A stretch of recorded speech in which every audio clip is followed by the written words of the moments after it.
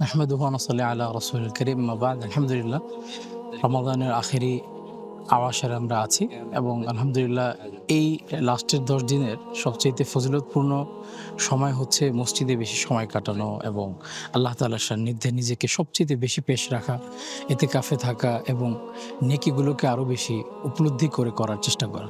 তো সেই সুবাদে আলহামদুলিল্লাহ আজকে আমরা এসেছি আল্লাহ তাআলার ঘরের একটি প্রজেক্ট নিয়ে সিরাজগঞ্জ ধলডোবা এলাকাতে।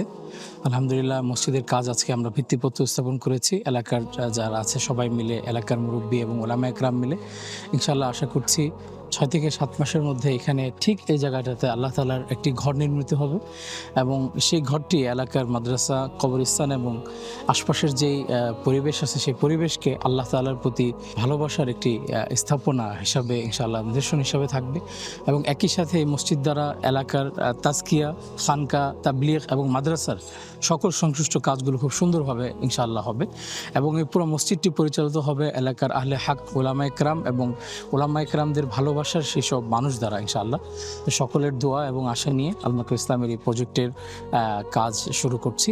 আল্লাহ তাআলা আমাদেরকে এবং আপনাদেরকে এবং সকলেই যারা এই কাজের সাথে সংশ্লিষ্ট আছেন তাদেরকে কবুল করুন এবং আমাদের এই সদিচ্ছাগুলোকে ইখলাসের দ্বারা আল্লাহ তাআলা আমাদের দিলকে ভরপুর করে দেন এবং ইখলাস আমাদেরকে দিয়ে আল্লাহ তাআলা আমাদের এই কাজগুলোকে কবুল করুন। ওয়া আলাইকুম আসসালাম ওয়া রাহমাতুল্লাহি ওয়া বারাকাতুহু। التعليم، التزكية، الخدمة.